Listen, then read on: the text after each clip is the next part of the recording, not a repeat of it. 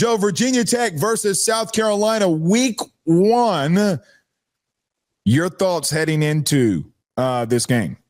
Man, I remember last year at one point when we thought Virginia Tech had some teeth and that they could do some damage. Oh, man, things have completely fallen from grace. We are never wrong. Either coaches or players screw it up. Our takes are never. Yes, absolutely. Yes. On FanDuel, South Carolina is favored -7.5. And quite frankly, that's going to be one of my locks of the week. 7.5 points. They're only favored by 7.5 points against Virginia Tech. Blake, this Virginia Tech team got gutted. Xavier Chaplin, Mansour DeLeone, they left in the transfer portal to go to the SEC.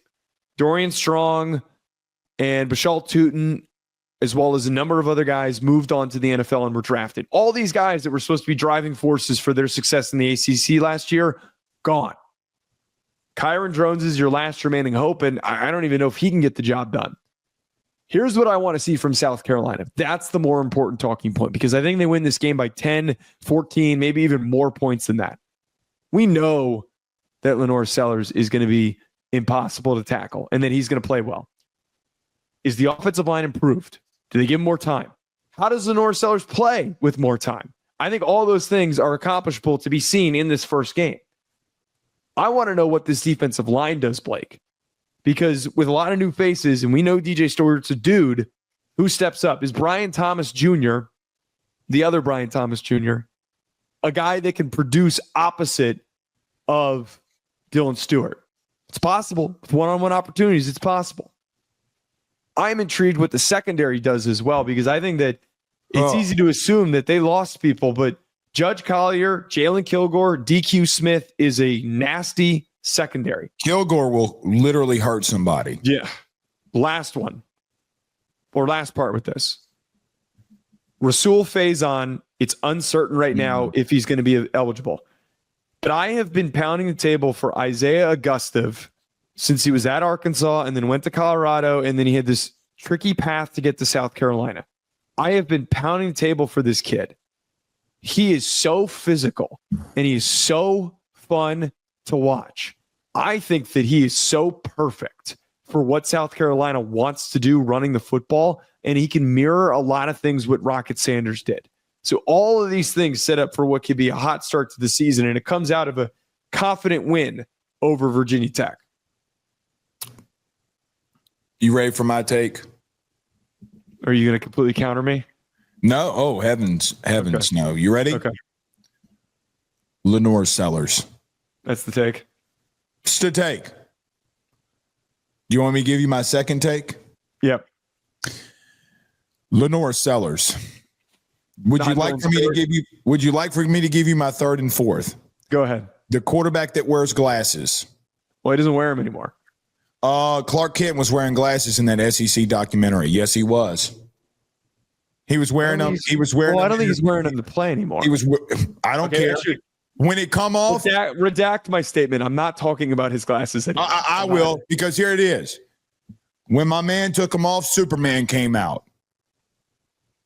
It is of my opinion that he is, and I've said this, from just an overall athlete, freak, whatever your verbiage that you want to use, he's him.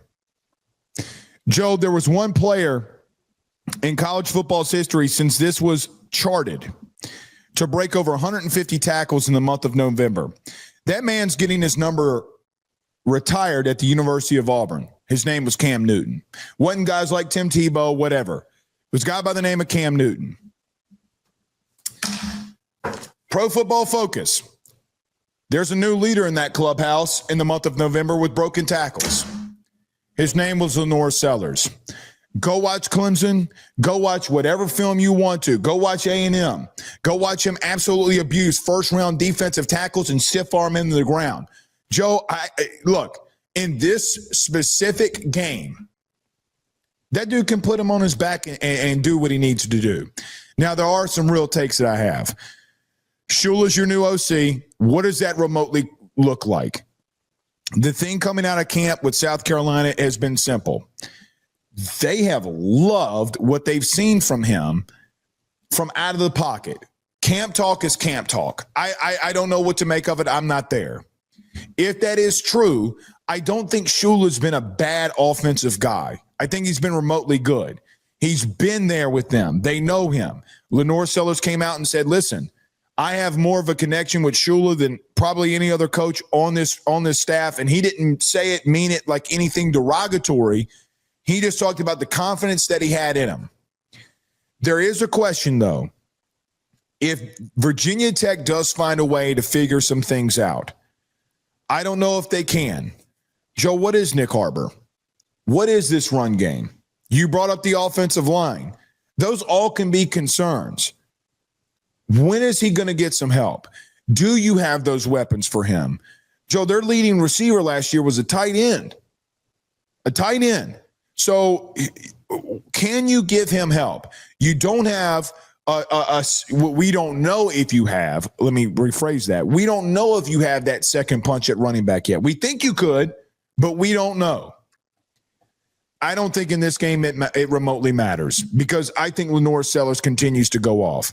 Joe, there's not a lot of things you got to do with him. I mean, again, we've seen him. He would have to have taken such a massive step back for us to not get what we witnessed at the end of last season.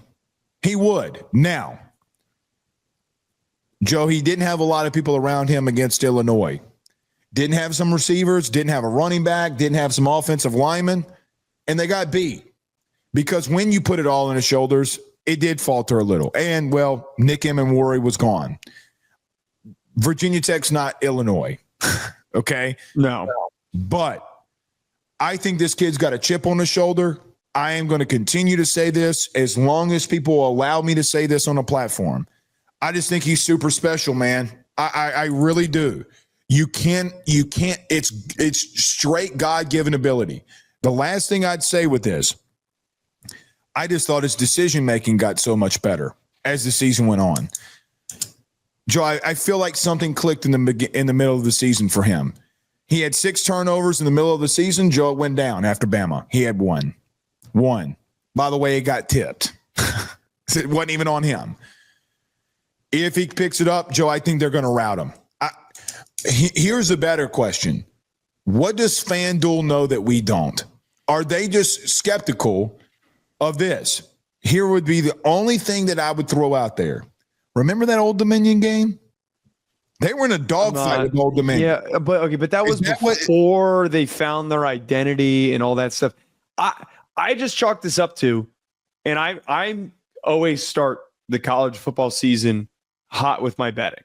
Last year, I was 70% in the month of September, and then I came down to kind of like a normal mean after I went hovering around 50. I think I ended up being like 59%, which is a great number to have.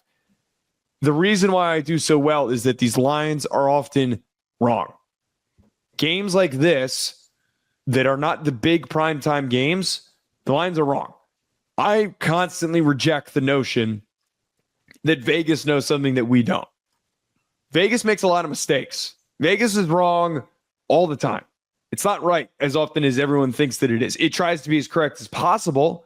I think that this is honestly a slap in the face that South Carolina is only favored by 8 points.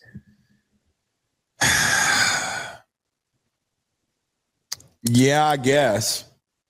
I mean, here's the thing. I agree with you. And the problem is that I don't see a world where they don't cover. Okay. Like I don't really envision it. And then you know what happens? They win by 3. Somehow, some way. I mean, it just happens. But look, they would need to be incredibly mistake prone. Like they were against Old Dominion. But this isn't old. Again, I don't want to use that as context for what they're going to do in week 1, because that was when they were completely out of their element and they didn't know what they were. They didn't know what they could lean for Sellers. I mean, I'm with you. I mean, I'm with you. They know who they are. They're replacing some key names, but they know who they are. They know who their leader is. They know that who they need to turn to trust. And I think they're pretty confident in themselves coming off of the season that they had last year. So they better they figure it would out need at to play the receiver, shit. though. Well, they better figure it out at receiver. I mean, listen, again, I think Nick Harbor is a freak of nature. Being a freak of nature at receiver means absolutely nothing. Hunter Renfro's not a freak of nature, and you got what's his name for the Chargers, Derwin James. Yeah. They're asking him like, "Hey, who's the one of the better wide receivers?" This dude rolls out here and says Hunter Renfro. And they say, they make fun of him and go, the encyclopedia salesman. He's like, shit, y'all better put some respect on his name. Being an athlete at that position, just because he's that level of a freak doesn't mean he's going to go off. He quit track. He's playing football. They got other real big name receivers that they just could not get the ball to. If LaNorris has figured out some things that he can do in the pocket and get away with, they could be dangerous. But the last thing I'd say, defensively, we haven't even talked about Virginia Tech. I mean, offensively, Joe, some of these guys have been starting on the O-line since they were true freshmen. I do think they got better at the end of the year. I mean, here's what I'd say. Rocket Sanders ran through some gaping holes against Clemson. We don't think Clemson's front seven sucked. So somebody got moved. They were moving somebody. So, I mean, look, we'll see there. Defensively, Joe, I got to be real with you on something. I think they take a step back up front. Tonka Hemingway and the boys. I mean, it's fair. It's fair. I mean, I know Dylan Stewart is a freak of nature, his damn self. But it also comes to a situation where you had some interior defensive linemen and Nick Emmanwori that saved you on a lot of shit.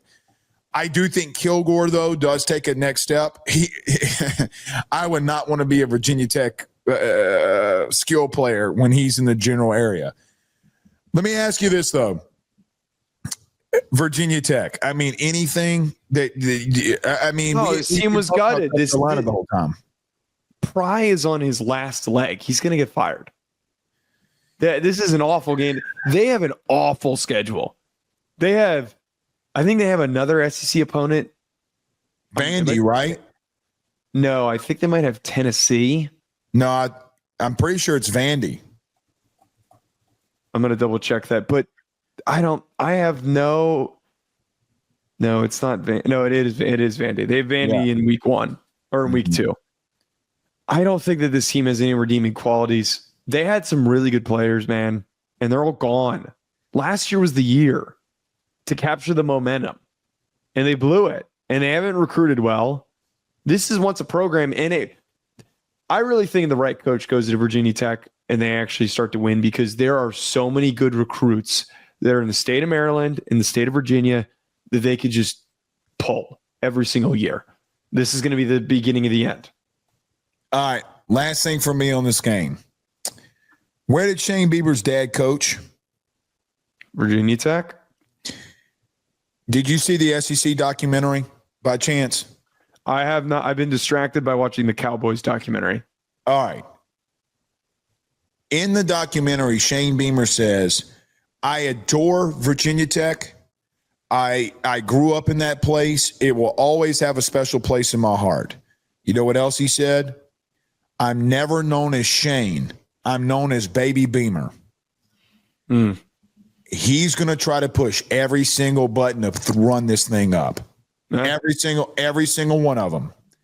Because I think when they hired Pry and they hired that staff, I think he wanted that job and they didn't give it to him.